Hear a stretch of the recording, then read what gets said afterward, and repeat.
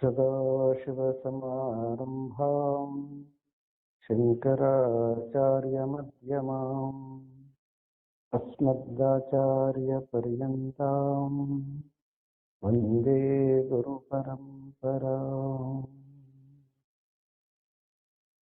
ईश्वरो गुरुरात्मेति मूर्तिभेदविभागिने व्योमवद्व्याप्तदेहाय दक्षिणामूर्तये नमः। मूकं करोति वाचालं पङ्गुं लङ्घयते गिरिं यत्कृपातमहं वन्दे परमानन्दसागरम्।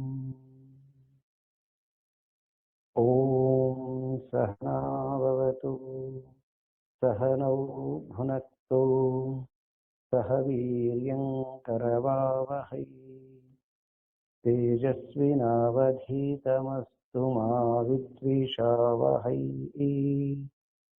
ॐ शान्ति शान्ति शान्तिः।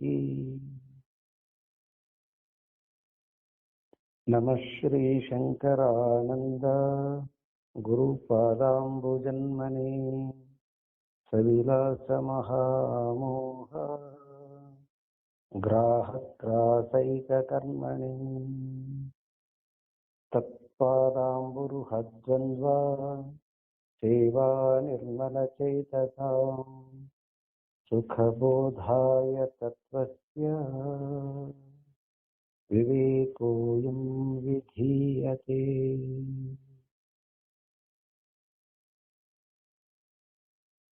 ಪರಮಾತ್ಮನ ಅನುಗ್ರಹದಿಂದ ಶ್ರೀಮತಿ ವಿಮಲಾ ಆನಂದ ಹಾಗೂ ಪಂಚದಶಿ ಶ್ರೋತೃ ವರ್ಗಗಳ ಇಚ್ಛಾ ಮೇರೆಗೆ ಈ ಒಂದು ತಂತ್ರಜ್ಞಾನ ಸಹಾಯದಿಂದ ಪ್ರಥಮ ಅಧ್ಯಾಯವಾಗಿರುವಂತಹ ತತ್ವ ವಿವೇಕ ಪ್ರಕರಣದ ಅನ್ವಯ ಮತ್ತು ವ್ಯತಿರೇಕ ಯಾವುದನ್ನ ಅನ್ವಯ ಮಾಡಿಕೋಬೇಕು ಮತ್ತು ಯಾವುದನ್ನ ನಾವು ಇಲ್ಲದಂತೆ ಗುರುತಿಸಬೇಕು, ಯಾವುದರಲ್ಲಿ ಇದ್ದೇನೆ ಯಾವುದರಲ್ಲಿ ಇಲ್ಲ ನಾನು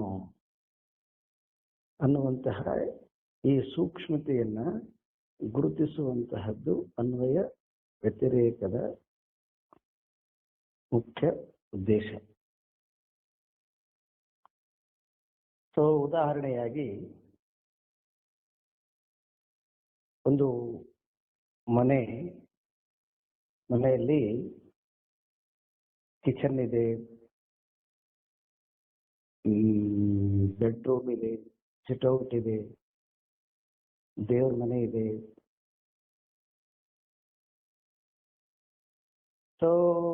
ಸ್ಟೋರ್ ರೂಮ್ ಇದೆ. ಮನೆ ನಿಂದು ಕರೆಕ್ಟು, ಆದರೆ ಏಕಕಾಲಕ್ಕೆ ಮನೆಯ ಎಲ್ಲಾ ರೂಮುಗಳಲ್ಲಿ ನೀನಿರ್ಲಿಕ್ಕೆ ಸಾಧ್ಯ ಇಲ್ಲ.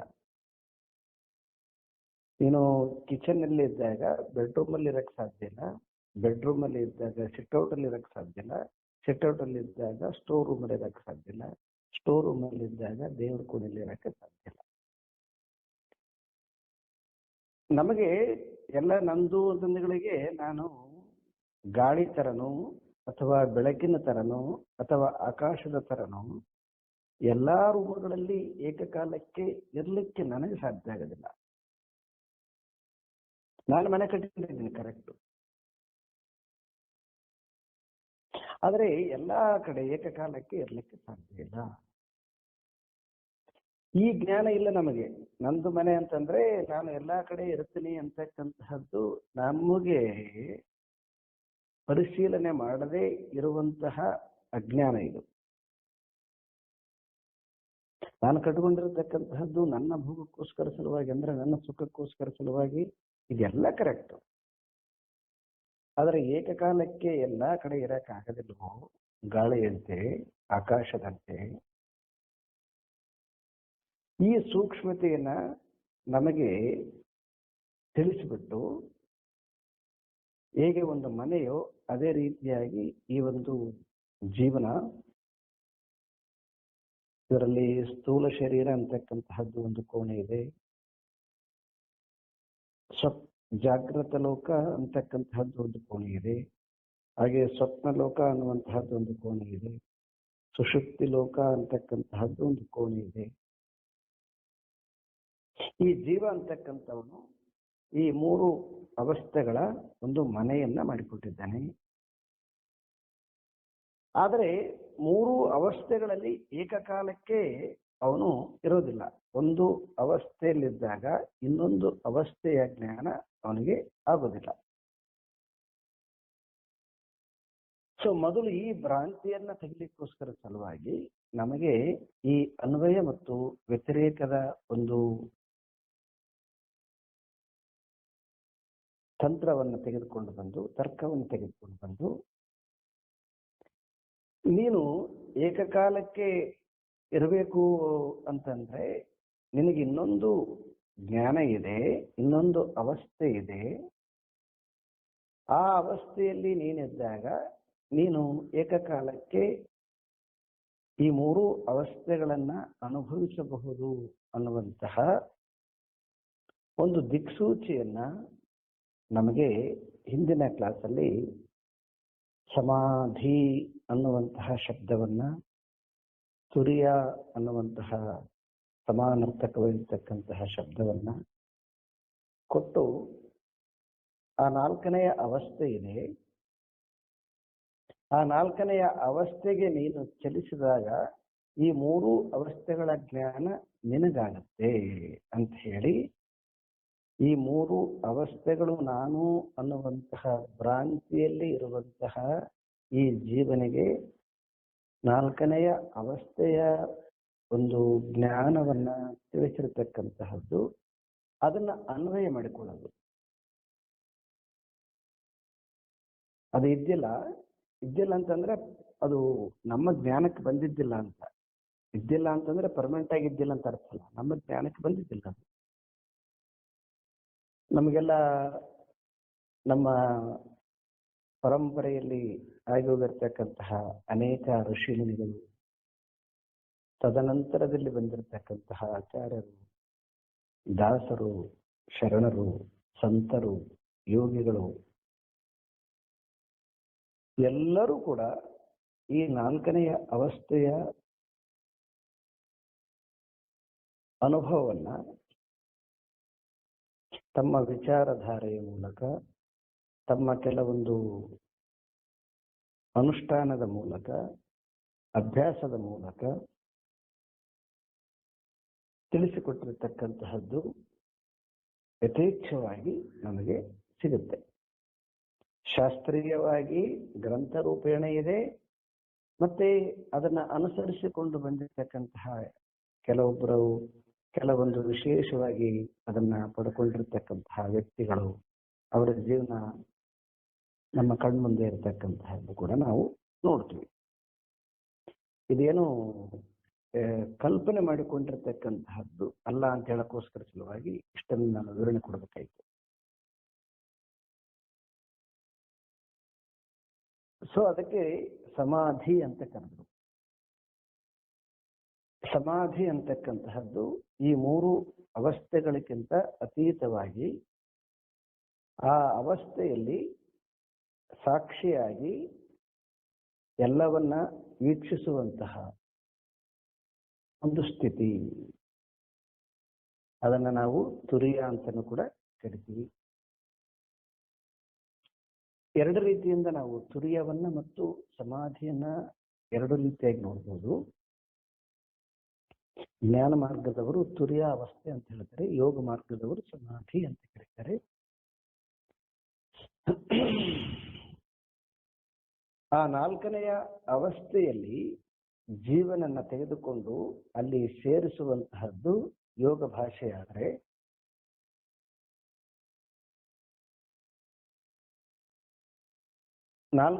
ಮೂರೂ ಅವಸ್ಥೆಗಳಲ್ಲಿ ಸಾಕ್ಷಿಯಾಗಿ ಇದ್ದು ನೋಡುವಂತಹ ಕುಶಲತೆಯನ್ನ ತುರಿಯ ಅಂತ ವಿವರಣೆ ಕೊಡಬಹುದು. ಸಮಾಧಿಯಲ್ಲಿ ಜೀವ ತನ್ನ ಈ ಮೂರು ಅವಸ್ಥೆಗಳನ್ನ ಕಳೆದುಕೊಂಡು ಆ ನಾಲ್ಕನೆಯ ಅವಸ್ಥೆಯಲ್ಲಿ ತನ್ನನ್ನ ತಾನು ಲಯವಾಗ್ತಕ್ಕಂತಹದ್ದು, ಅದನ್ನು ಸಮಾಧಿ. ಸಮ್ಯಕ್ ಧೀಯತೆ ಇತಿ ಸಮಾಧಿ. ತನ್ನ ಸ್ವಸ್ವರೂಪದಲ್ಲಿ ತಾನು ಸೇರ್ಕೊಳ್ತಕ್ಕಂತಹದ್ದು ಅಂತ. ಇದು ತುರಿಯ ಅವಸ್ಥೆಯ ಸಾಕ್ಷಿ ಭಾವ. ಸ್ವಲ್ಪ ಶಾಸ್ತ್ರದ ಬಲದಿಂದ ನಮಗೆ ತಿಳಿತಕ್ಕಂತಹದ್ದು. ಈ ಸಮಾಧಿ ಅಂತಕ್ಕಂತಹದ್ದು ಯೋಗದ ಬಲದಿಂದ ನಮಗೆ ತಿಳಿತಕ್ಕಂತಹದ್ದು. ಸೊ ಈಗ ನಮಗೆ ಗೊತ್ತಿರುವ ಹಾಗೆ ಯೋಗದ ಬಲದಿಂದ ಈಗಾಗಲೇ ಇತ್ತೀಚಿನ ದಿನಗಳಲ್ಲಿ ಯೋಗದ ಮಹತ್ವ ಮತ್ತು ಅದರ ಅಭ್ಯಾಸಗಳು ಈ ಮುಂದುವರೆದ ಜನಾಂಗದಲ್ಲಿ ಹಾಸುವಕ್ಕಾಗಿ ಇರುವಂತಹದ್ದು. ಇದನ್ನ ಅದರ ಬಗ್ಗೆ ತುಂಬಾ ವಿವರಣೆ ಕೊಡ್ತಾ ಇಲ್ಲ ನಾನು, ಸುಮ್ಮನೆ ಲಾಸ್ಟ್ ಟೈಮ್ ಕೂಡ ಹೇಳಿದ್ದೆ. ಪತಂಜಲಿಯವರ ಈ ಸಮಾಧಿ ಒಂದು ಅವಸ್ಥೆಯನ್ನ ಹೆಚ್ಚು ಪ್ರಚಲಿತಗೊಂಡಿರ್ತಕ್ಕಂತಹದ್ದು. ಆ ಸಮಾಧಿಯನ್ನ ಪಡ್ಕೊಳ್ಳಿಕ್ಕೆ ಅವರು ಅದರ ಮೆಟ್ಟಲುಗಳನ್ನು ತಿಳಿಸ್ತಾ ಹೋಗ್ತಾರೆ. ಯಮ, ನಿಯಮ, ಆಸನ, ಪ್ರಾಣಾಯಾಮ, ಪ್ರತ್ಯಾಹಾರ, ಧಾರಣ, ಧ್ಯಾನ, ಸಮಾಧಿ ಅಂತ. ಈ ಯಮ, ನಿಯಮ, ಆಸನ, ಪ್ರಾಣಾಯಾಮ, ಪ್ರತ್ಯಾಹಾರ ಈ 5 ಬಾಹ್ಯ ಶುದ್ಧತೆಗೋಸ್ಕರವಾಗಿದ್ದರೆ,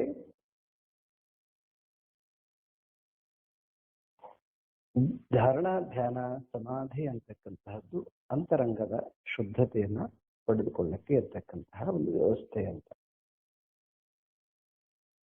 ಈ ಮೊದಲನೆಯ 5 ಸ್ಟೆಪ್ ಅಲ್ಲಿ ಶರೀರದ ಮೇಲೆ ನಿಗ್ರಹ, ಮತ್ತೆ ಅದರ ಜ್ಞಾನೇಂದ್ರಿಯ ಕರ್ಮೇಂದ್ರಿಯಗಳ ಮೇಲೆ ನಿಗ್ರಹ, ತದನಂತರ ಆಸನದಲ್ಲಿ ಒಂದು ಬದ್ಧತೆ, ದೀರ್ಘವಾದ ಉಸಿರಾಟದ ಅಭ್ಯಾಸ, ಮನಸ್ಸಿನಲ್ಲಿ ವಿಷಯಾದಿಗಳ ಚಿಂತನೆಯಿಂದ ಮುಕ್ತವಾಗ್ತಕ್ಕಂತಹದ್ದು. ಇವು ಎಲ್ಲವೂ ಕೂಡ ಈ 5 ಏನು ಸ್ಟೆಪ್ಸ್ ಅಂತ ಕರಿತೀವಿ ನಾವು, ಈ 5 ಸ್ಟೆಪ್ಸ್ ಅಲ್ಲಿ ಆಗ್ತಕ್ಕಂತಹ ವ್ಯವಸ್ಥೆ. ಇದರಲ್ಲಿ ಮತ್ತೆ ತುಂಬಾ ಡಿಟೇಲ್ ಆಗಿದೆ, ಅದು ದೊಡ್ಡ ಸಬ್ಜೆಕ್ಟ್. ಅದು ಪತಂಜಲ ಸೂತ್ರ ಅಂತ ಹೇಳ್ಬಿಟ್ಟು ಸಮಾಧಿಪಾದ ಅಂತ ಹೇಳಿ ಅದರಲ್ಲಿ ಬಹಳ ವಿವರಣಾತ್ಮಕವಾಗಿ ಕೊಟ್ಟಿದ್ದಾರೆ. ಮತ್ತೆ ಯಾವಾಗ ನಾವು ಅದನ್ನ ತಿಳಿಬಹುದು. ಸ್ವಲ್ಪ ವಿಷಯಾಂತರವಾಗುತ್ತೆ, ಇನ್ನೊಂದು ಸ್ವಲ್ಪ ಮುಂದೆ ಇದೇ ಪಾಠದಲ್ಲಿ ನೋಡೋಣ ಅಂತ.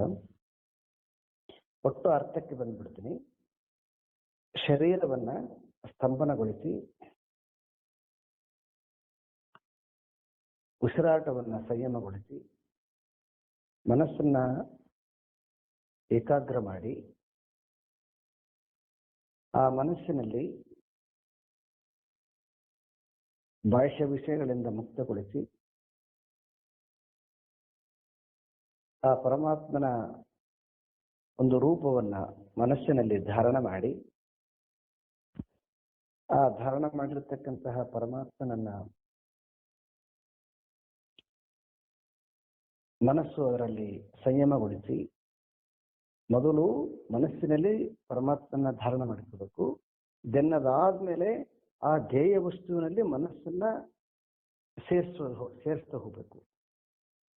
ಸೇರಿಸ್ತಾ ಹೋಗ್ತಾ ಕೊನೆಗೆ ಧ್ಯೇಯ ವಸ್ತುವಿನಲ್ಲಿ ತನ್ನನ್ನು ತಾನು ಸಂಪೂರ್ಣವಾಗಿ ಲೀನಗೊಳಿಸಿಕೊಳ್ತಕ್ಕಂಥದ್ದು ಸಮಾಧಿ ಅಂತ. ಜ್ಞಾತೃ, ಜ್ಞಾನ, ಜ್ಞೇಯ ಅಂತ ಕರಿತೀವಿ ನಾವು. ಇದನ್ನ ಆಗಲೇ ನೋಡಿದ್ದೀವಿ, ಇನ್ನೂ ಸ್ವಲ್ಪ ನಾವು ಡಿಸ್ಕಸ್ ಮಾಡಬಹುದು. ಜ್ಞಾತೃ, ಜ್ಞಾನ, ಜ್ಞೇಯ. ಜ್ಞಾತೃ ಅಂದ್ರೆ ತಿಳಿತಕ್ಕಂಥವನು, ಜ್ಞೇಯ ಅನ್ನುವಂತಹದ್ದು ಗಮ್ಯ ವಸ್ತು, ನೀನು ಸೇರ್ಬೇಕಾಗಿರತಕ್ಕಂತಹ ವಸ್ತು. ಜ್ಞಾನ ಅಂತಕ್ಕಂತಹದ್ದು ಆ ಸೇರಿಕೊಳ್ಳಿಕ್ಕೆ ರಸ್ತೆ ಅಂತಕ್ಕಂತಹದ್ದು, ನಾಲೆಡ್ಜ್ ಅಂತಕ್ಕಂತಹದ್ದು, ಇದು ಜ್ಞಾನ. ಮನಸ್ಸು ಜ್ಞಾತೃ, ಪರಮಾತ್ಮ ಜ್ಞೇಯ. ಪರಮಾತ್ಮನನ್ನ ಸೇರ್ಲಿಕ್ಕೆ ಧ್ಯಾನ ಅಂತಕ್ಕಂತಹದ್ದು ಮಧ್ಯದಲ್ಲಿ ಜ್ಞಾನ. ಧ್ಯಾನ ಅಂತಕ್ಕಂಥದ್ದು ಜ್ಞಾನ. ಈ ಯಾವಾಗ ಜ್ಞಾತೃ ಜ್ಞೇಯದ ಪಥವನ್ನ ಹಿಡಿದು ಸ್ವಲ್ಪ ಮಿಸ್ಟೇಕ್ ಮಾಡಿದೆ. ಜ್ಞಾತೃ ಅಂದ್ರೆ ಮನಸ್ಸು ಜ್ಞಾನ ಅಂತಕ್ಕಂತಹ ಧ್ಯಾನ ಮಾರ್ಗವನ್ನ ಹಿಡಿದು ಜ್ಞೇಯನಾಗಿರ್ತಕ್ಕಂತಹ ಪರಮಾತ್ಮನನ್ನ ತಲುಪಿದಾಗ ಅವಾಗ ಏನಾಗುತ್ತೆ ಅಂತಂದ್ರೆ ಆ ಚಲಿಸಿದಂತಹ ಮಾರ್ಗ ಮತ್ತು ಚಲಿಸುವ ಜ್ಞಾತೃ ಈ ಎರಡು ಲಯವಾಗಿ ಬರೀ ಜ್ಞೇಯ ವಸ್ತು ಒಂದೇ ಉಳಿತಕ್ಕಂಥದ್ದನ್ನ ಸಮಾಧಿ ಅಂತ ಕರೀತಾರೆ.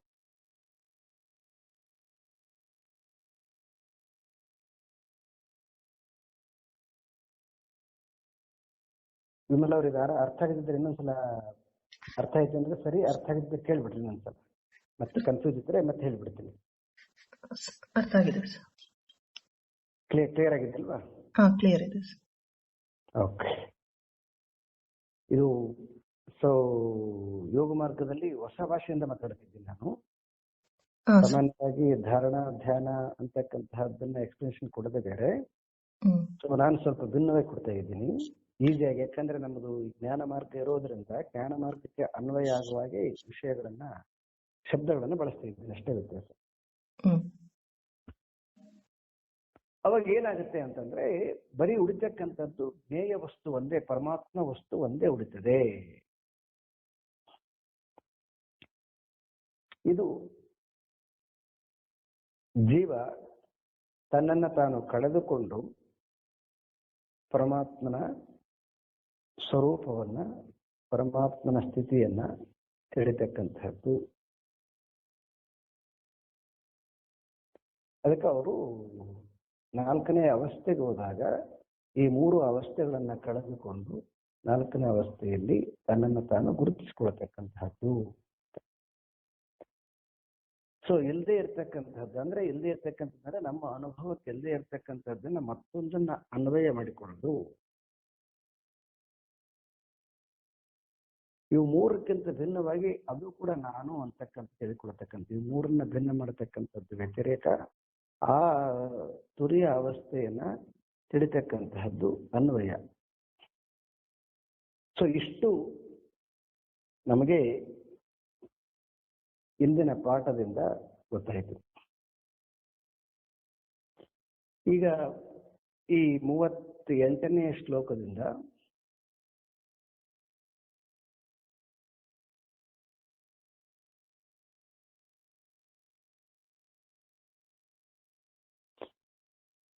ಸೊ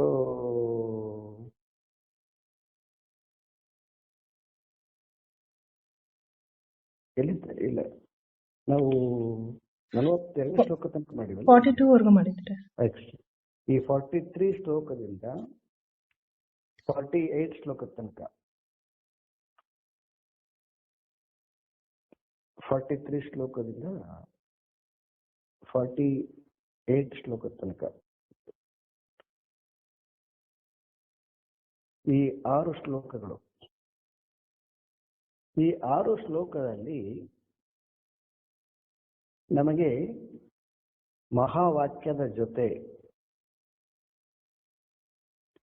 ನಮ್ಮನ್ನ ಸೇರಿಸುವಂತಹ, ಇಲ್ಲ ಮಹಾವಾಕ್ಯದ ಅರ್ಥವನ್ನ ನಮ್ಮ ಮನಸ್ಸಿಗೆ ಮೂಡಿಸುವಂತಹ ಪ್ರಯತ್ನವನ್ನ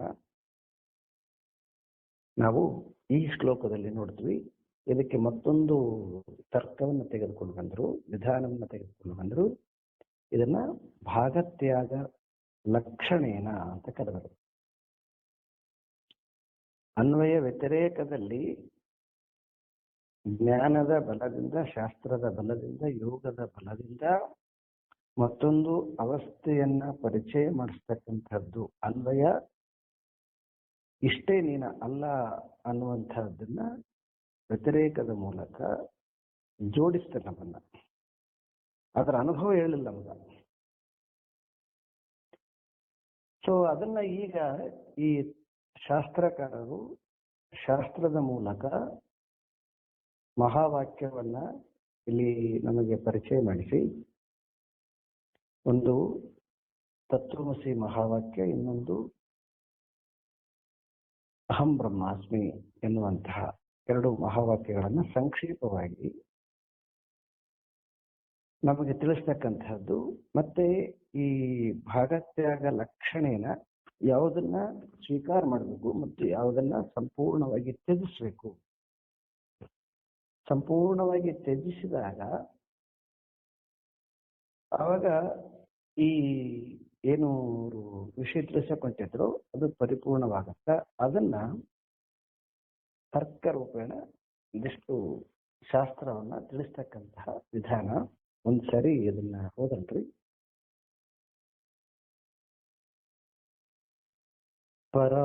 ಪರಾತ್ಮನೋರೇವಂ ಯುಕ್ತ್ಯಾ ಸಂಭಾವಿತ್ಯೇಕತಾ ತತ್ವಮಸ್ಯಾದಿ ವಾಕ್ಯೈಃ ಸಾ ಭಾಗತ್ಯಾಗೇನ ಲಕ್ಷ್ಯತೆ. ಜಗತೋ ಯದುಪಾದಾನಂ ಮಾಯಾಮಾದಾಯ ತಾಮಸೀಂ ನಿಮಿತ್ತಂ ಶುದ್ಧ ಸತ್ವಾಂ ತಾಂ ಉಚ್ಯತೆ ಬ್ರಹ್ಮ ತದ್ಗಿರಾ. ಯದಾ ಮಲಿನ ಸತ್ವಾಂ ತಾಂ ಕಾಮಕರ್ಮಾದಿದೂಷಿತಾಂ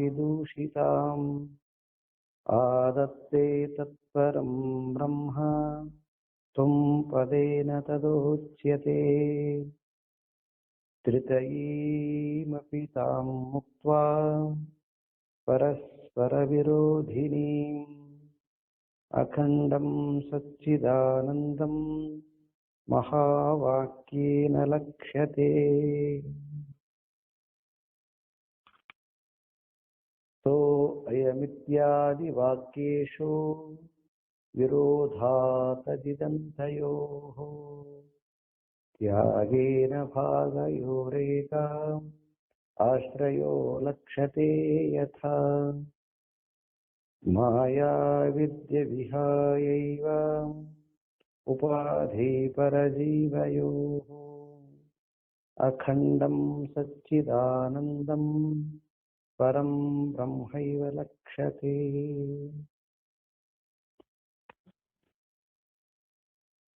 ಪರಾತ್ಪರನೋರೇವಂ ಯುಕ್ತ್ಯಾ ಸಂಭಾವಿತ್ಯೇಕತಾ ತತ್ವಮಸ್ಯಾದಿ ವಾಕ್ಯೈಃ ಸಾ ಭಾಗತ್ಯಾಗೇನ ಲಕ್ಷ್ಯತೆ.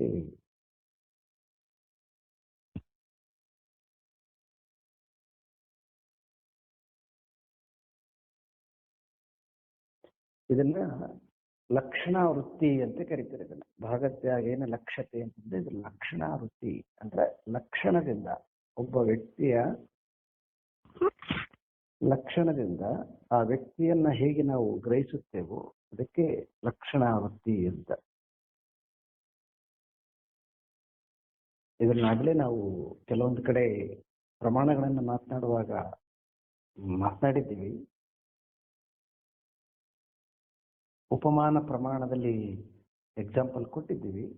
ಉಪಮಾನ ಪ್ರಮಾಣದ ಸ್ವಲ್ಪ ಹೆಚ್ಚು ಸ್ಪಷ್ಟತೆಯಿಂದ ಅದೇ ಉಪಮಾನ ಪ್ರಮಾಣವನ್ನೇ ಲಕ್ಷಣಾವೃತ್ತಿ ಅನ್ನುವ ಹಾಗೆ ತೆಗೆದುಕೊಂಡು ಬಂದು ಅಲ್ಲಿ ಉಪಮಾನ ಪ್ರಮಾಣದಲ್ಲಿ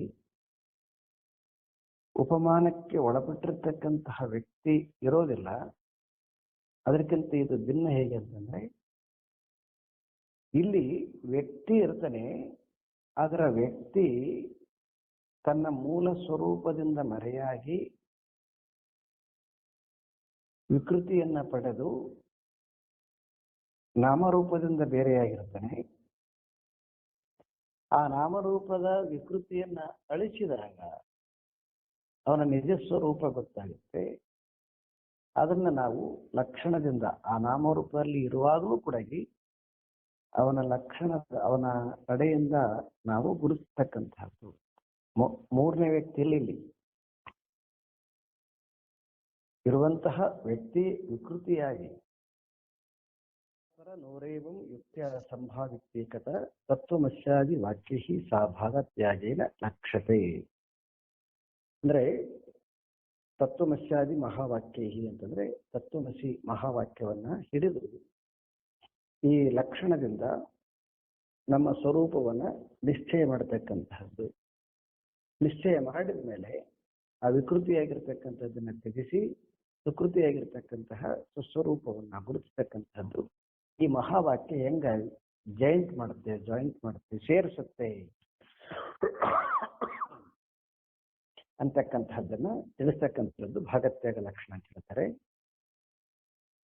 ತತ್ಸ್ವರೂಪನಾಗಿರ್ತಕ್ಕಂತಹ ಪರಮಾತ್ಮ ತತ್ ತ್ವಂ ಅಸಿ ಅಂತ 3 ಭಾಗ ಮಾಡಿದ್ದಾರೆ. ತತ್ ಅಂತಕ್ಕಂಥದ್ದು ಪರಮಾತ್ಮನ ಲಕ್ಷಣ, ತ್ವಂ ಅಂತಕ್ಕಂತಹದ್ದು ಜೀವಾತ್ಮನ ಲಕ್ಷಣ,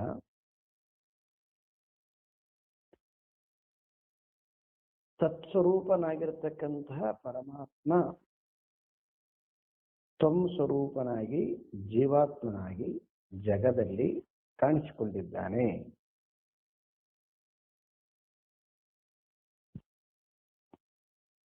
ತತ್ಸ್ವರೂಪನಾಗಿರುವಂತಹ ಪರಮಾತ್ಮ ಅವಿದ್ಯೆಯ ಕಾರಣದಿಂದ, ಅವಿದ್ಯೆಯ ಕಾರಣ ಅಂತಂದ್ರೆ ಪರಮಾತ್ಮನಿಗೆ ಅವಿದ್ಯೆ ಅಲ್ಲ, ಈ ಉತ್ಪತ್ತಿಯ ಕಾರಣದಿಂದ ಅದರ ಪ್ರತಿರೂಪನಾಗಿರತಕ್ಕಂತಹ ಜೀವ ಅಜ್ಞಾನದ ವಶದಿಂದ ತೊಮ್ಮಾಗಿ ಜೀವನಾಗಿ ಅವನು ಜಗದಲ್ಲಿ ಕಾಣಿಸಿಕೊಂಡಿದ್ದಾನೆ.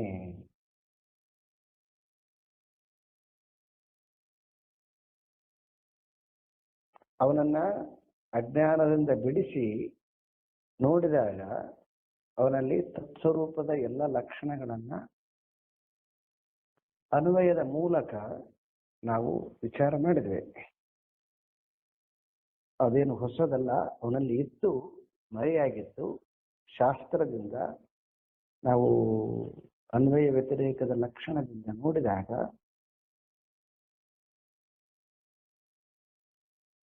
ಅವನು ಸುಪ್ತನಾಗಿರ್ತಕ್ಕಂತಹ ಆ ನಾಲ್ಕನೆಯ ಅವಸ್ಥೆಯಲ್ಲಿ, ನಾಲ್ಕನೆಯ ಅವಸ್ಥೆ ಅನ್ನುವಂತಹ ಜ್ಞಾನ ಕೂಡ ನಮಗಿಲ್ಲ.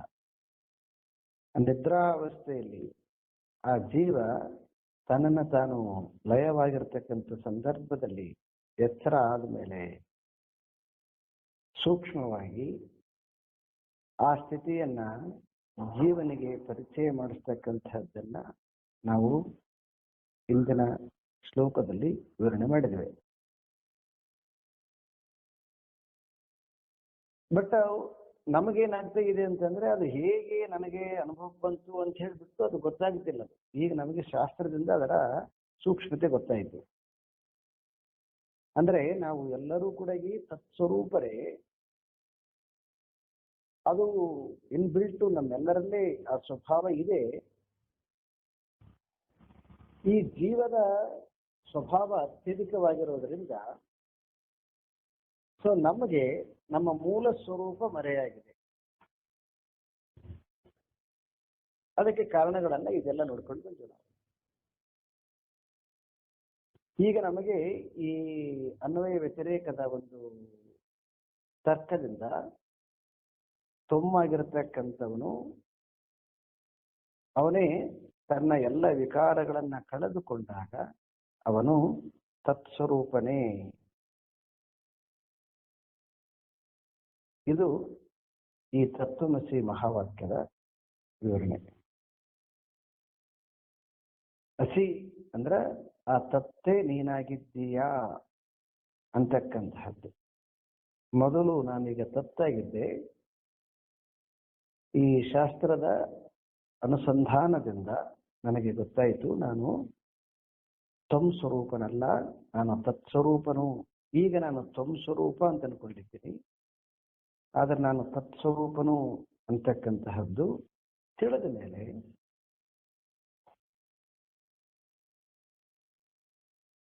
ಈಗ ನಾನು ತತ್ಸ್ವರೂಪ ಅಂತಕ್ಕಂತಹದ್ದನ್ನ ಉಳಿಸಿಕೊಂಡು ತ್ವಂ ಸ್ವರೂಪವನ್ನು ವಿಡ್ರಾ ಮಾಡತಕ್ಕಂತಹದ್ದು ಭಾಗತ್ಯಾಗ ಲಕ್ಷಣ ಅಂತ. ಅದಕ್ಕೆ ಇದಕ್ಕೊಂದು ಸ್ಟ್ಯಾಂಡರ್ಡ್ ಎಕ್ಸಾಂಪಲ್ ಕೊಡ್ತಾರೆ. ಅಂದ್ರೆ ಇನ್ನೊಂದು ಸ್ವಲ್ಪ ನಿಮಗೆ ಮನವರಿಕೆ ಆಗಲಿಕ್ಕೆ, ಈಗ ಒಂದು ಮಗುವನ್ನ ಒಂದು ಟಬ್ಬಲ್ಲಿ ಸ್ನಾನ ಮಾಡಿಸ್ತಾರೆ.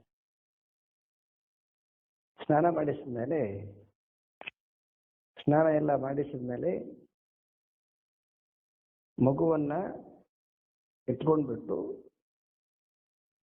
ಆ ಸ್ನಾನ ಮಾಡಿರ್ತಕ್ಕಂತಹ ಟಬ್ಬಲ್ಲಿರ್ತಕ್ಕಂಥ ನೀರನ್ನ ಬಿಸಾಡ್ಬೇಕು, ಅದನ್ನ ತ್ಯಾಗ ಮಾಡಬೇಕು. ಅದನ್ನ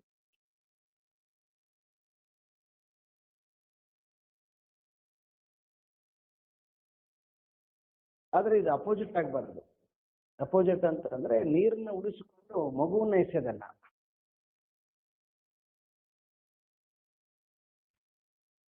ಭಾಗತ್ಯಾಗ ಲಕ್ಷಣ ಅಂತಂದ್ರೆ ಯಾವುದು ಮುಖ್ಯವಾಗಿರ್ತಕ್ಕಂತಹದ್ದನ್ನ ಉಳಿಸಿಕೊಂಡು ಅಮುಖ್ಯವಾಗಿರ್ತಕ್ಕಂತಹದ್ದನ್ನ ವಿಸರ್ಜನೆ ಮಾಡ್ತಕ್ಕಂಥದ್ದು, ಬಿಡ್ತಕ್ಕಂತಹದ್ದು, ಅದು ತ್ಯಾಗ, ಅದು ಬಿಡ್ತಕ್ಕಂಥದ್ದು. ಅಜ್ಞಾನದಿಂದ ಇಷ್ಟು ದಿವಸ ನಾವು ಅಭಿಮಾನ ಪಟ್ಟುವೆ, ನಾವು ಜೀವ ಅಂತ ಹೇಳ್ಬಿಟ್ಟು. ಈಗ ನಮಗೆ ಶಾಸ್ತ್ರ ಏನ್ ಮಾಡಿತು ಅಂತಂದ್ರೆ ಚೆನ್ನಾಗಿ ಈ ಮನಸ್ಸಿಗೆ ಅಂಟಿರ್ತಕ್ಕಂತಹ ಎಲ್ಲ ಕಲ್ಮಶವನ್ನ ವಿಚಾರ ಎಂತಕ್ಕಂತಹ ನೀರಿನಿಂದ ಚೆನ್ನಾಗಿ ನಮಗೆ ಸ್ನಾನ ಮಾಡಿಸಿತು. ಸ್ನಾನ ಮಾಡಿಸಿದ ಪರಿಣಾಮದಿಂದ ಆ ಅಂಟಿಕೊಂಡಿರ್ತಕ್ಕಂತಹ ಎಲ್ಲ ಮಲ ಕಳಚಿಕೊಳ್ತು. ಯಾವಾಗ ಮಲ ಎಲ್ಲ ಕಳಚಿಕೊಳ್ತು ಅವಾಗ ನನಗೆ ಗೊತ್ತಾಯಿತು ನಾನು ತ್ವಂ ಸ್ವರೂಪನಲ್ಲ, ತತ್ಸ್ವರೂಪ ಅಂತಕ್ಕಂಥದ್ದು. ಯಾವಾಗ ತತ್ಸ್ವರೂಪ ಅಂತ ತಿಳಿದ ಮೇಲೆ ಆ ತ್ವಂ ಸ್ವರೂಪದ ಎಲ್ಲ ಲಕ್ಷಣಗಳಿಂದ ಮುಕ್ತನಾಗಿ ಅದು ನಾನಲ್ಲ ಅನ್ನುವಂತಹ ಜ್ಞಾನದಲ್ಲಿ ನಿಂತುಕೊಂಡಾಗ ಅವಾಗ ಆ ತತ್ಸ್ವರೂಪನೇ ನಾನಾಗಿದ್ದೇನೆ, ಅಸಿ ನಾನಾಗಿದ್ದೇನೆ ಅನ್ನುವಂತಹ ನಿಶ್ಚಯವಾಗತಕ್ಕಂಥದ್ದು. ಇದು ತತ್ವಮಸಿ ಮಹಾವಾಕ್ಯದ ಲಕ್ಷಣ. ಈ ಮಹಾವಾಕ್ಯವನ್ನ ಇನ್ನು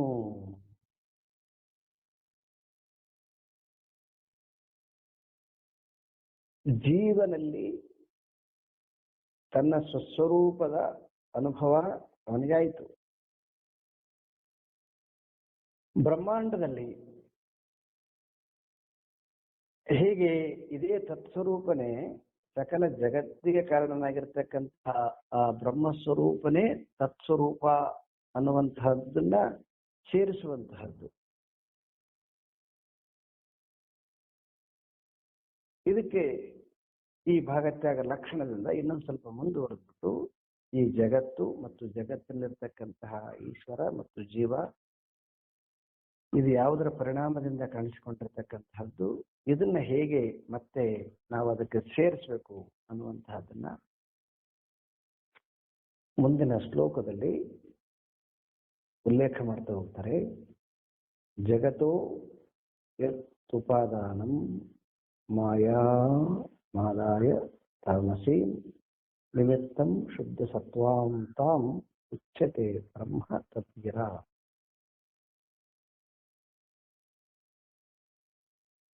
ನಾವೀಗಾಗಲೇ ನೋಡಿದ್ದೀವಿ, ಪರಮಾತ್ಮನೇ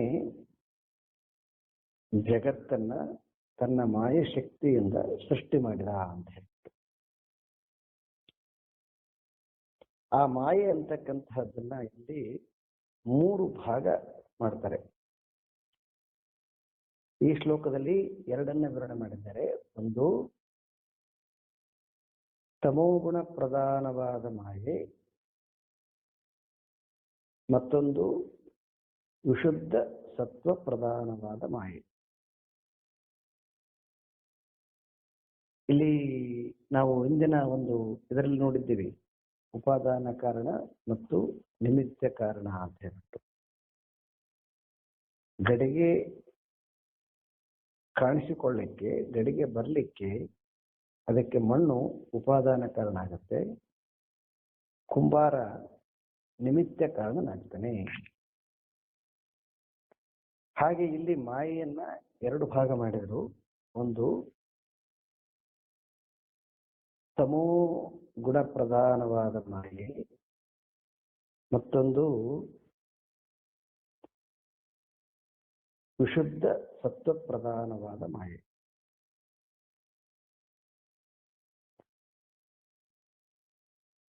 ತಮೋ ಪ್ರಧಾನ ಮಾಯೆಯಿಂದ, ತಮೋ ಪ್ರಧಾನ ಮಾಯೆ ಜಗತ್ತಿಗೆ ಉಪಾದಾನ ಕಾರಣ. ತಮಸ್ಸು ಅಂದ್ರೆ ಅಜ್ಞಾನದಿಂದ ಆವೃತವಾಗಿರ್ತಕ್ಕಂತಹ ಮಾಯೆ, ಅದು ಜಗತ್ತಿಗೆ ಉಪಾದಾನ ಕಾರಣ. ವಿಶುದ್ಧ ಸತ್ವ ಪ್ರಧಾನವಾಗಿರತಕ್ಕಂತಹ ಮಾಯೆ ಜಗತ್ತಿಗೆ ನಿಮಿತ್ತ ಕಾರಣ. ವಿಶುದ್ಧ ಸತ್ವ ಪ್ರಧಾನವಾಗಿರ್ತಕ್ಕಂಥದ್ದನ್ನ ಈಶ್ವರ ಅಂತ ಕರೆದರು.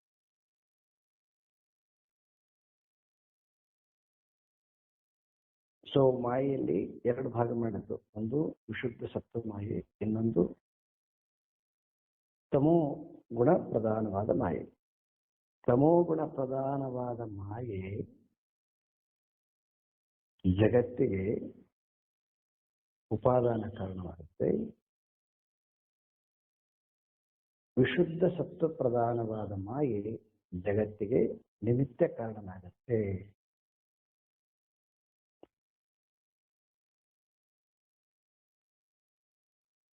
ನಾವು ಮಣ್ಣನ್ನ ಅವಲೋಕಿಸಿದಾಗ ಅದು ಕೇವಲ ಹೇಗೆ ಎನರ್ಜಿಯು ಕಣಕಣಗಳಲ್ಲಿ ಕೂಡ ಹೇಗೆ ಎನರ್ಜಿಯೇ ಅಣುರೂಪೇಣ ಒಂದು ನಾಮವನ್ನು ತಾಳಿದೆಯೋ, ಹಾಗೆ ಪರಮಾತ್ಮನ ಶಕ್ತಿ, ಆ ಶಕ್ತಿಯ ಜೊತೆ ಇನ್ನೊಂದು ಶಕ್ತಿ ಮಾಯೆ. ಮಾಯೆಯಲ್ಲಿ ಎರಡು ವಿಧವಾಗಿರ್ತಕ್ಕಂತಹ ಶಕ್ತಿಗಳು, ಒಂದು ಜಡವಾಗಿರ್ತಕ್ಕಂತಹ ಶಕ್ತಿ, ಇನ್ನೊಂದು ಚೇತನವಾಗಿರ್ತಕ್ಕಂತಹ ಶಕ್ತಿ.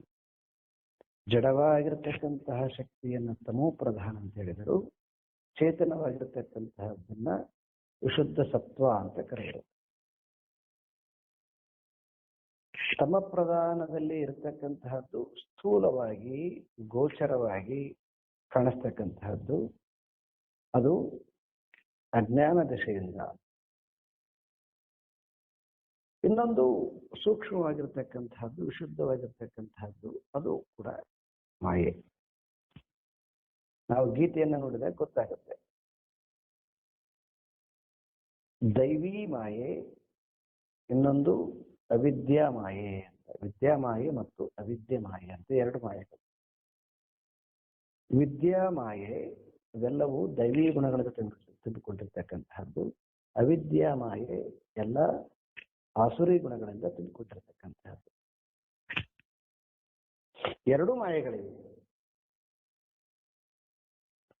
ದೈವಿ ಮಾಯೆ ನಮ್ಮನ್ನ ಪರಮಾತ್ಮನ ಕಡೆ ಕರ್ಕೊಂಡು ಹೋಗ್ತಕ್ಕಂತಹದ್ದು. ಆಸುರಿ ಅವಿದ್ಯಾ ಮಾಯೆ ನಮ್ಮನ್ನ ಈ ಜಗತ್ತಿನಲ್ಲಿಯೇ ಬಂಧಿಸುವಂತಹದ್ದು. ಜಗತ್ತಿನಲ್ಲಿ ಬಂಧಿಸುವಂತಹದ್ದು ಜೀವ ಪ್ರಧಾನವಾಗಿರ್ತಕ್ಕಂತಹದ್ದು. ಅದನ್ನ ಅವರು ಮತ್ತೆ ಮುಂದೆ ಹೇಳ್ತಾರೆ. ಅದನ್ನ ಅಂದ್ರೆ 46ನೇ ಶ್ಲೋಕದಲ್ಲಿ, 45ನೇ ಶ್ಲೋಕ, ಯದಾ ಮಲಿನ ಸತ್ವಾಂ ತಾಂ ಕಾಮ ಕರ್ಮಾದಿ ದೂಷಿತಾಂ ಆದತ್ತೇ ತತ್ಪರಂ ಬ್ರಹ್ಮ ತ್ವಂ ಪದೇನ ತದು ಉಚ್ಯತೆ.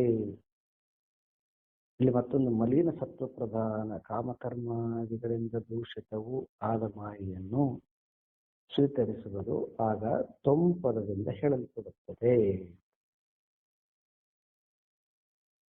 ತಮೋ ಗುಣದಿಂದ ಮಲಿನ ಸತ್ವದಿಂದ, ಮಲಿನ ಸತ್ವ ಅಂತಂದ್ರೆ ಕಾಮ ಕರ್ಮಾದಿಗಳಿಂದ ದೂಷಿತವಾಗಿರ್ತಕ್ಕಂತಹ ಈಗ ಹೇಗಂದ್ರೆ ಏನು ವ್ಯತ್ಯಾಸ ಅಂದ್ರೆ ತಮೋ ಗುಣ ಮತ್ತು ಮಲಿನ ಸತ್ವ ಅಂತಕ್ಕಂಥದ್ದನ್ನ ಎರಡು ಶಬ್ದಗಳು ಪ್ರಯೋಗ ಮಾಡಿದ್ರಲ್ವ, ಅದನ್ನ ಇನ್ನೊಂದು ಸ್ವಲ್ಪ ತಿಳಿಯೋದಾದ್ರೆ, ಈಗ ಸಾಮಾನ್ಯವಾಗಿ ಕತ್ತಲು ಅಂತಕ್ಕಂತಹದ್ದು ಒಂದು ಏನು ಕಾಣಿಸ್ತಕ್ಕಂಥದ್ದು ಕತ್ತಲು. ಇದಕ್ಕೇನಂತ ಕರಿತೀವಿ ನಾವು ಅಂತಂದ್ರೆ, ಇದಕ್ಕೆ ತಮೋ ಕತ್ತಲು ಅಂತ ಕರಿತೀವಿ. ಅದು ಬರೀ ಕತ್ತಲು ಆಗಿತ್ತು ಅಂತಂದ್ರೆ ಅಷ್ಟು ಪ್ರಾಬ್ಲಮ್ ಇರ್ತಕ್ಕಂತಹದ್ದಿಲ್ಲ. ಆದರೆ ಕತ್ತಲಿನಲ್ಲಿ ಇಲ್ಲದೇ ಇರತಕ್ಕಂತಹ ವಿಚಿತ್ರವಾಗಿರ್ತಕ್ಕಂತಹ ಕೆಲವೊಂದು ಆರೋಪಗಳಾಗ್ತವೆ. ಮರವಾಗಿ ಕಾಣದೆ ಒಂದು ವ್ಯಕ್ತಿಯಾಗಿ ಕಾಣೋದು, ಇಲ್ವೋ ಆ ಇಲ್ಲದೆ ಇರತಕ್ಕಂತಹದ್ದು ಕತ್ತಲಿನ ಕಾರಣದಿಂದ ವಿಚಿತ್ರವಾಗಿ ಕಾಣತಕ್ಕಂತಹದ್ದು. ಇದು ಯಾವುದ್ರ ದಿಶೆಯಿಂದ ಅಂತಂದ್ರೆ ಕಾಮಕರ್ಮಾದಿ ದೂಷಿತ ಅಂತ ಹೇಳಿದ್ರೆ, ಮಲಿನ ಸತ್ವದ ಕಾರಣದಿಂದ, ಕಾಮಕರ್ಮಾದಿ ದೂಷಿತದಿಂದ ಈ ಮಾಯೆಯಲ್ಲಿ ಸ್ವೀಕಾರ ಮಾಡಿರೋದ್ರಿಂದ ಇವನನ್ನ ಪದಾರ್ಥ ಲಕ್ಷಾರ್ಥ ಜೀವ ಅಂತ ಕರೆದು. ತ್ರಿತಯೀಂ ಅಪಿತಾಂ ಮುಕ್ತ್ವಾ ಈ ಮೂರು ಪ್ರಕಾರವಾಗಿರ್ತಕ್ಕಂತಹ ಮಾಯೆಯಿಂದ ಮುಕ್ತನಾದಾಗ, ತಮೋ ಪ್ರಧಾನವಾದ ಮಾಯೆ, ವಿಶುದ್ಧ ಸತ್ವ ಮಾಯೆ, ಮಲಿನ ಸತ್ವ ಮಾಯೆ,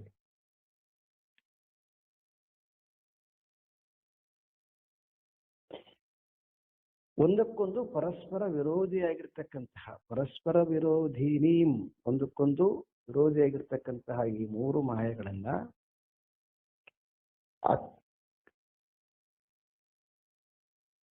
ಅಖಂಡಂ ಸಚ್ಚಿದಾನಂದಂ ಮಹಾವಾಕ್ಯೇನ ಲಕ್ಷ್ಯತೆ. ಅಖಂಡಂ ಸಚ್ಚಿದಾನಂದಂ ಮಹಾವಾಕ್ಯೇನ, ಏಕನೂ ಅಖಂಡನಾಗಿರ್ತಕ್ಕಂತಹ ಪರಮಾತ್ಮನ ವಾಕ್ಯದಿಂದ, ಉಪನಿಷತ್ತಿನ ವಾಕ್ಯದಿಂದ ಈ ಮೂರು ಮಾಯೆಗಳನ್ನ ತ್ಯಜಿಸುವಂತಹದ್ದು ಭಾಗತ್ಯಾಗ ಲಕ್ಷಣ. ಅವಾಗೇನು ಉಳ್ಕೊಂತು ಅಂದ್ರೆ, ಈ ಮಾಯೆಯ ಕಾರಣದಿಂದನೇ ನಮಗೆ ಜಗತ್ತು, ಜೀವ ಕಾಣಿಸ್ಕೊಂತು. ನಮಗೆ ಈಶ್ವರ, ಜಗತ್ತು, ಜೀವ ಮೂರು. ಶುದ್ಧ ಮಾಯೆ ಈಶ್ವರ, ತಮೋ ಮಾಯೆ ಜಗತ್ತು, ಮಲಿನ ಮಾಯೆ ಜೀವ. ಈ ಮೂರು ಮಾಯೆಗಳನ್ನ ನಾವು ತ್ಯಜಿಸ್ಬಿಟ್ಟು ಅಂತಂದ್ರೆ, ಇವು ಮೂರು ಮಾಯೆಗಳು ಹುಟ್ಟುಕೊಂಡಿರ್ತಕ್ಕಂತಹದ್ದು ಪರಮಾತ್ಮನಲ್ಲಿಲ್ಲ. ಇವು ಪರಮಾತ್ಮನಿಂದ ಆವೃತವಾಗಿರ್ತಕ್ಕಂಥ, ಪರಮಾತ್ಮನ ನಮಗೆ ಕಾಣದಂತೆ ಹೆಂಗ ನಮಗೆ ಇಲ್ಲಿ ಮೂರು ಶರೀರಗಳು, ಸ್ಥೂಲ ಶರೀರ, ಸೂಕ್ಷ್ಮ ಶರೀರ, ಕಾರಣ ಶರೀರ, ಮೂರು ಶರೀರಗಳ ಕಾರಣದಿಂದ ನಮ್ಮ ಸ್ವಸ್ವರೂಪವಾಗಿರ್ತಕ್ಕಂತಹ ನಾಲ್ಕನೆಯ ಅವಸ್ಥೆ ಹೇಗೆ ಅದು ಮುಚ್ಚಿಕೊಂಡಿತ್ತು, ಜ್ಞಾನದ ಬಲದಿಂದ ಅದನ್ನ ನಾವು ಅದನ್ನ ಬಿಡಿಸಿದೆವು ಅನ್ವಯ ವ್ಯತಿರೇಕದಿಂದ, ಹಾಗೆ ಇಲ್ಲಿ ಭಾಗತ್ಯಾಗ ಲಕ್ಷಣದ ತರ್ಕವನ್ನ ಹಿಡಿದು ಮಹಾವಾಕ್ಯವನ್ನ ಅದಕ್ಕೆ ಆಧಾರವಾಗಿಟ್ಟುಕೊಂಡು ಈ ಮೂರು ಮಾಯೆಗಳನ್ನ ತ್ಯಜಿಸಿದಾಗ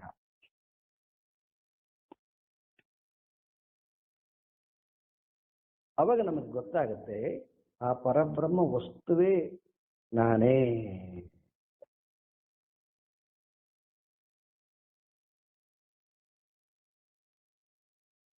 ಇದು ತತ್ಸ್ವರೂಪನಾಗಿರ್ತಕ್ಕಂತಹ ಪರಮಾತ್ಮ ಮತ್ತು ಈ ಈಶ್ವರ ಮತ್ತು ಜಗತ್ತಿಗೆ ಕಾರಣನಾಗಿರ್ತಕ್ಕಂತಹ ಯಾವ ಪರಬ್ರಹ್ಮ ವಸ್ತು ಇದೆಯೋ, ಈ ತತ್ಸ್ವರೂಪ ಮತ್ತು ಪರಬ್ರಹ್ಮ ವಸ್ತು ಎರಡು ಬೇರೆ ಬೇರೆ ಅಲ್ಲ. ಜಗತ್ತಿನ ಕಾರಣದಿಂದ ಅಲ್ಲಿ ಈಶ್ವರ ಮುಖ್ಯನಾಗಿಬಿಟ್ಟು ನಮಗೆ ಬ್ರಹ್ಮವಸ್ತು ಕಾಣದಂಗಾಗಿತ್ತು.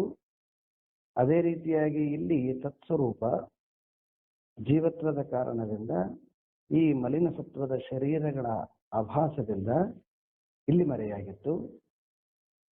ಈ ದೇಹದಲ್ಲಿ ಮೂರು ಶರೀರಗಳನ್ನ ಬಿಡಿಸಿ ತತ್ಪದವನ್ನು ನಿಶ್ಚಯ ಮಾಡಿ ಅದೇ ರೀತಿಯಾಗಿ ಮೂರು ಮಾಯೆಗಳನ್ನ ಪರಿತ್ಯಜಿಸಿ ನೋಡಿದಾಗ ಅಲ್ಲಿರ್ತಕ್ಕಂತಹದ್ದು ಒಂದೇ ಒಂದು ಪರಬ್ರಹ್ಮ ವಸ್ತು. ಅದನ್ನ ಮತ್ತೊಂದಿಷ್ಟು ಲಕ್ಷಣ ವೃತ್ತಿಯನ್ನ ಹೇಳಲಿಕ್ಕೋಸ್ಕರ ಸಲುವಾಗಿ ಅದನ್ನ ವಿವರಣೆ ಕೊಡ್ತಾರೆ. ಅದನ್ನ ನಾವು ನೆಕ್ಸ್ಟ್ ಕ್ಲಾಸ್ ಅಲ್ಲಿ ಡಿಸ್ಕಸ್ ಮಾಡಿರ್ತಾರೆ. ಓಂ ಪೂರ್ಣಮದಃ ಪೂರ್ಣಮಿದಂ ಪೂರ್ಣಾತ್ ಪೂರ್ಣಮುದಚ್ಯತೆ ಪೂರ್ಣಸ್ಯ ಪೂರ್ಣಮಾದಾಯ ಪೂರ್ಣಮೇವಾವಶಿಷ್ಯತೆ. ಓಂ ಶಾಂತಿ ಶಾಂತಿ ಶಾಂತಿ. ಹರಿ ಓಂ. ಶ್ರೀ ಗುರುಭ್ಯೋ ನಮಃ. ಹರಿ ಓಂ.